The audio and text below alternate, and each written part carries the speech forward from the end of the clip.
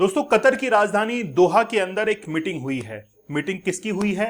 Islamic जो countries हैं 57 countries, उनकी मीटिंग आयोजित की गई है, जिसमें से 50 कंट्रीज ने उसके अंदर पार्टिसिपेट किया था और ये कहा था कि इजराइल ने जिस तरीके से कतर के ऊपर अटैक किया है वो बड़ा शर्मिंदगी वाला है, लेकिन हम लोग कुछ कर नहीं सकते हैं।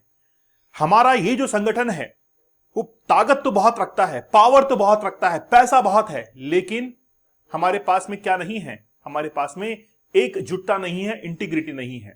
तो पाकिस्तान ने जो सलाह दी वो जानकर आप लोग थोड़ा सा हैरान हो जाएंगे, आप लोग को हंसी आएगी।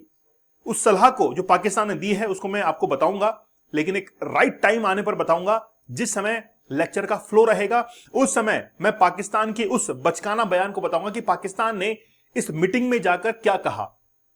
अब ये जो मीटिंग हुई है इस्लामिक ऑर्गेनाइजेशन की, इसने इजराइल के बारे में कहा है कि इसका कुछ इलाज करना पड़ेगा। ये वो बिगड़ैल बच्चा बन चुका है जिस पर अब कोई भी कमान नहीं है।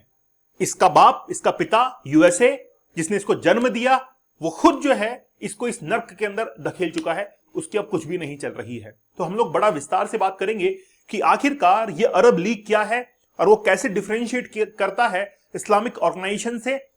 कैसे 57 कंट्रीज अगर चाहें तो दुनिया जीत सकते हैं और अगर चाहें तो दुनिया को बर्बाद कर सकते हैं। चलो बड़ा विस्तार से बात करेंगे। ये फोटोग्राफ आप देखिए, ये उसी मीटिंग की फोटोग्राफ है। ये उसी मीटिंग की फोटोग्राफ है जहां पर ये इस्लामिक ऑर्गेनाइजेशन की मीटिंग चल रही थी कतर की राजधानी दोहा के अंदर। दोस्तों, हमारा 75 डेज का हार्ड चैलेंज बड़ा जबरदस्त है। मैं आपसे एक बात कहना चाहूंगा, अगर आप लोग इस कंटेंट को देखते हैं, अगर आपको लगता है कि हम खुद ही इसको छोड़ देंगे तो नहीं हो पाएगा। कई बार आपने कस्में वादे किए होंगे। आप जिंदगी के अंदर जो चीज पाना चाहते हैं उसको अगर पाना है, आपको टारगेट दिखाई देता है, तो आप हमारा 75 डेज का हार्ड चैलेंज लीजिए कि हां वाकई में आप इससे बाहर निकल सकते हैं। तो मैंने 75 टेक्निक्स इसमें बताई हैं, 75 चैलेंजेस आपको दिए हैं, बड़ी जबरदस्त है। और अगर आप में वाकई में विल पावर है तो आप 175 डेज का हार्ड चैलेंज ज्वाइन कीजिए और बताइए कि 175 दिनों तक हम लोग इससे दूर रह सकते हैं और अपनी जो टारगेट है, ऑब्जेक्टिव है, उसको हासिल कर सकते हैं। अब आपके ऊपर डिपेंड करता है, क्योंकि टुडेज चैलेंज टुमारोज अचीवमेंट। ये देखिए, ये 9 सितंबर की बात है। 9 सितंबर को कतर की राजधानी दोहा के अंदर ये जो अटैक्स किए गए हैं ये इजराइल ने किए हैं। बड़ा जबरदस्त सिटी है। पूरे विश्व के जो अमीर देश हैं उसके अंदर आता है कतर। सबसे ज्यादा जो ऑयल प्रोडक्शन होता है और उसको पैसा मिलता है वो कतर है। सबसे ज्यादा जो पर कैपिटल इनकम है वो कतर है। कतर की एयरलाइंस आप देखिए, बड़ी लग्जरीज होती है। लेकिन कतर की राजधानी दोहा के अंदर 9 सितंबर को अटैक किया गया इजराइल के द्वारा। जब इजराइल से पूछा कि ऐसा क्यों कहा, क्यों किया ऐसा, इजराइल ने क्या जवाब दिया? हमारे पास में एक सीक्रेट इंफॉर्मेशन थी कि हमास के जो बड़े लीडर्स हैं, हमास के जो बड़े लीडर्स हैं वो कहां पर हैं? वहां पर हैं। इसलिए जब ये अटैक किया इजराइल ने तो उस समय 5 लोग उसके अंदर मारे गए, जिनमें से 4 हमास के लीडर्स थे और एक जो था वो कतर का एक सैन्य अधिकारी था, सिक्योरिटी ऑफिसर था, वो उसके अंदर मारा गया। इससे कतर बहुत नाराज हुआ। कतर ने कहा कि ये इंटरनेशनल लॉज का कहीं ना कहीं उल्लंघन है, हम इसको लेकर यूएन के अंदर जाएंगे, यूनाइटेड नेशंस में जाएंगे। और कतर ने फिर आवाज उठाई, लेकिन इजराइल ने वहां पर जाने के बाद भी ये कहा कि हम कहीं गलत नहीं हैं, हम हमारे दुश्मन को कहीं पर भी नहीं छोड़ सकते हैं। तो इजरायली डिफेंस फोर्सेस के जो चीफ हैं उन्होंने ट्वीट कर यह भी बताया था कि चाहे दुश्मन किसी भी कोने में क्यों ना छिपा हुआ हो, हम उसको मार गिराएंगे। मोसाद एक ऐसी इंटेलिजेंस एजेंसी है जो कि हर जगह ढूंढ निकालती है। चलिए, तो ये जो अटैक है इससे बेहद नाराज है कतर और ये वो जगह है जहां पर ये मीटिंग अभी हाल ही के अंदर आयोजित हुई है। अब इस्लामिक जो ऑर्गेनाइजेशन है, कॉर्पोरेशन है, इसका ये फ्लैग आप लोग देख सकते हैं जो कि अभी मीटिंग के ऊपर भी लगा हुआ था। इनका मोटो आप लोग देखेंगे, बड़ा ध्यान से सुनिएगा, to safeguard the interest and ensure the progress and well being of Muslims. मुस्लिमों की रक्षा करने के लिए, उनके इंटरेस्ट और प्रोग्रेस और वेल बीइंग को सुनिश्चित करने के लिए यह ऑर्गेनाइजेशन बनाई गई है। तो सीधी सी बात है, इस्लाम के ऊपर यह फोकस रहेगी। अब इसके मेंबरिंग कंट्रीज, खासतौर पर आप लोग देखेंगे कि नॉर्दर्न अफ्रीका और जो गल्फ कंट्रीज हैं वो इसके मेंबरिंग कंट्रीज हैं। बांग्लादेश आप देखिए, एशिया पैसिफिक के अंदर बांग्लादेश इसका एक सदस्य देश है। फिर आप लोग देखेंगे कि थाईलैंड, ये इस तरफ जो देश हैं वो भी इसके सदस्य देश हैं। अगर हम लोग लीडर की बात करें तो सेक्रेटरी जनरल हैं अभी आईओसी के, वो है हिसैन ब्राहिम ताहा। 25 सितंबर 1969 को इसका जो एस्टेब्लिशमेंट है वो किया गया था, ठीक है।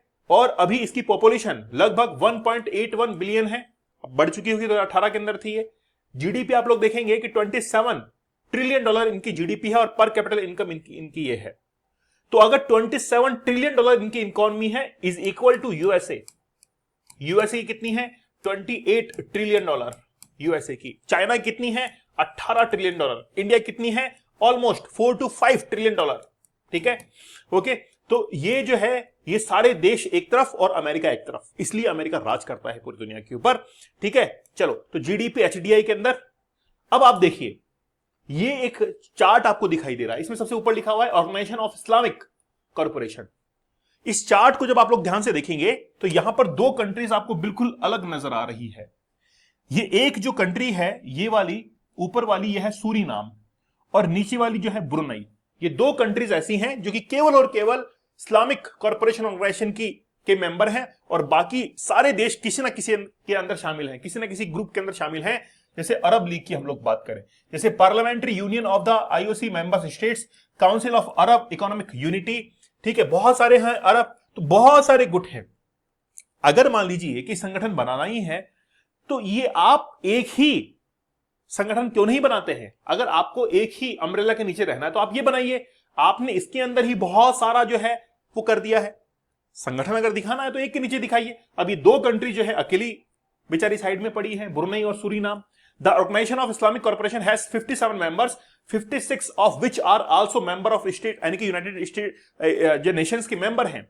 लेकिन एक है पैलेस्टाइन, जो कि मेंबर तो है आईओसी का, लेकिन वो किसका मेंबर नहीं है? यूनाइटेड नेशंस का मेंबर नहीं है। जबकि पैलेस्टाइन तो अपने आप में देश है। इंडिया ये कहता है कि हम लोग तो टू स्टेट पॉलिसी पर चलते हैं, हम लोग इजराइल को मानते हैं, पैलेस्टाइन को भी मानते हैं, हम लोग चाइना को भी मानते हैं, ताइवान को भी मानते हैं। तो चाइना के लिए भी हमारा यही विचार है, टू स्टेट पॉलिसी पर हम लोग चलते हैं, और यहां पर भी। लेकिन पैलेस्टाइन जो है वो तो यूएन का मेंबर ही नहीं है। क्यों यूएन का क्यों नहीं है? क्योंकि यूएन जो है वो यूएसए के कहीं ना कहीं लीडरशिप के अंदर, उसके डायरेक्शन में चलता है, और पैलेस्टाइन को पीछे के अंदर धकेलने के अंदर यूएसए का ही हाथ है। इजराइल को वहां पर बसाने के अंदर यूएसए का हाथ है। तो इजराइल को तो बसाया, पैलेस्टाइन को बाहर निकाला, ठीक है।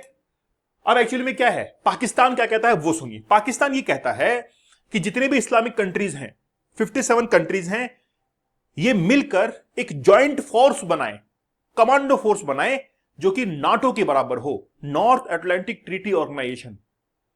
तुम्हारे भूंगड़े बिक जाएंगे, लेकिन नाटो जैसी सेना तुम लोग नहीं बना सकोगे, है ना। ये कह रहा, पाकिस्तान क्या कह रहा है? Pakistan suggest formation of Arab Islamic task force at Doha summit, और जो किसकी बराबरी करेगा? नाटो की बराबरी करेगा। दिन में तारे देखने जैसा है। अब बात यह है कि पाकिस्तान का ये जो बयान है, इशाक डार वहां पर जाकर ये बयान देते हैं कि हमको ऐसी सेना बनानी चाहिए। फिर पूछा कि कैसे बनाएंगे? बोले एक काम करते हैं कि हम लोग अपनी अपनी कंट्री में से जो बेहतरीन सोल्जर्स हैं उनको एक जगह इकट्ठा करते हैं और फिर उनको ट्रेनिंग देंगे।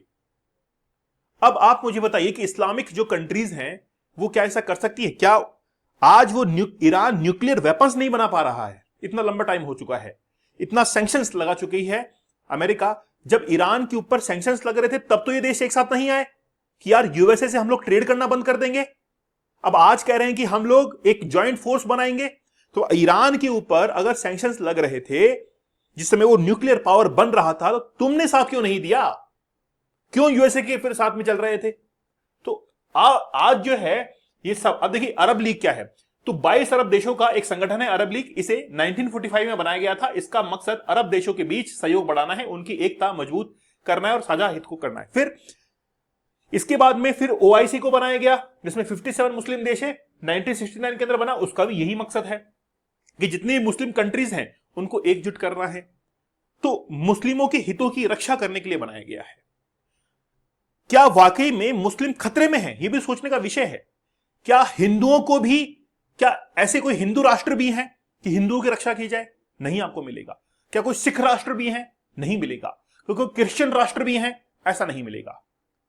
लेकिन बात यह है कि मुस्लिम्स के लिए अब बात यह है कि क्या चीज खतरे में है, यह सोचने की जरूरत है, जिसको रक्षा की जा रही है, सिक्योरिटी करने की जरूरत है। भाई कोई चीज खतरे में हो तभी सिक्योरिटी करेंगे। आज एटीएम के बाहर एक सिक्योरिटी गार्ड क्यों बैठा रहता है?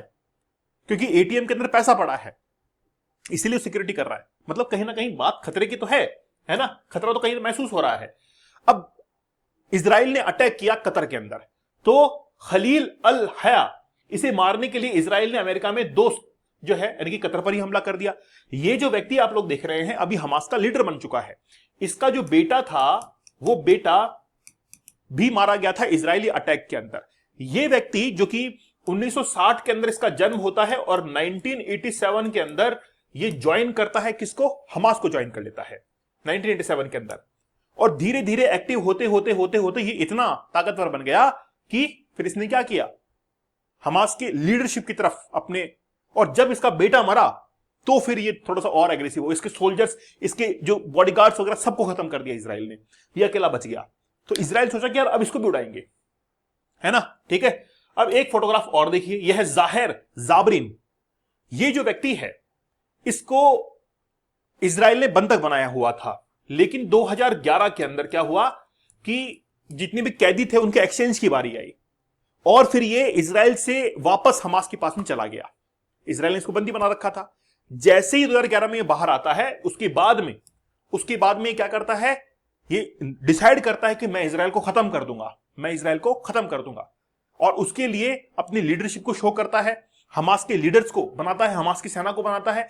इसलिए आज इजराइल के आईडीएफ जो है, इजरायली डिफेंस फोर्स, उसके निशाने पर दो लोग हैं, एक तो जाहिर जाबरीन और दूसरा है कौन, खलील अल हया। तो ये दोनों उस समय कतर के अंदर थे, इसीलिए वहां पर ये अटैक किया गया, लेकिन ये दोनों बच गए और 4 तो हमास के जो नागरिक थे वो मरे, हमास के लीडर्स मरे, और एक जो है वो कतर का एक सिक्योरिटी ऑफिसर इसके अंदर मारा गया। इसलिए कतर बड़ा नाराज है। आप लोग खुद बताइए कि वाकई में कहीं ना कहीं ये संगठन, पाकिस्तान की राय देखिए आप, पाकिस्तान कह रहा है कि हम लोग ज्वाइंट फोर्स बनाएंगे। तो बताइए पाकिस्तान की जो राय है, इशाक डार ने वहां पर जाकर ये बयान दिया है कि क्या वाकई में ये सच हो सकता है? तो मुझे आप लोग कमेंट सेक्शन में जरूर बताइएगा। दोस्तों आप लोग हमारे डीप वर्क इस कोर्स के साथ में जरूर जुड़िएगा। ये बात ये है कि आप अपने टारगेट को पाना तो चाहते हैं, लेकिन आप फोकस्ड कैसे हो, कोई किसी काम को कितने सलीके से करे, तरीके से करे कि आप अपने टारगेट तक पहुंच जाए। तो ये डीप वर्क हमारा कोर्स है, काफी कम प्राइस है। 30 टेक्निक्स मैंने बताई कि आप अपनी मेमोरी को कैसे इंक्रीज कर सकते हैं और साथ ही में अपने टारगेट को कैसे हासिल कर सकते हैं। हमारा 75 डेज का हार्ड चैलेंज ऑल टाइम सबकी पसंद है। ये कोर्स सबने इसमें कुछ ना कुछ हासिल किया है। जरूर जो है आप लोग ज्वाइन कीजिएगा। अगर आप में विल पावर है तो आप लोग 175 दिनों का हार्ड चैलेंज, ताकि आप पोर्नोग्राफी का जो एडिक्शन है इससे बाहर निकल जाए। मैं वादा करता हूं आप लोगों से कि आप लोग इस एडिक्शन को छोड़ देंगे और आपको टारगेट क्लियर नजर आएगा। आप लोग टेलीग्राम चैनल दीपक इंद्रा ऑफिशियल पर जरूर ज्वाइन कर लीजिएगा। तो मिलते हैं आप लोगों से अगले सेशन के अंदर, लेकिन साथ में पाकिस्तान के बारे में जरूर बताइएगा। तब तक धन्यवाद, थैंक यू, जय हिंद।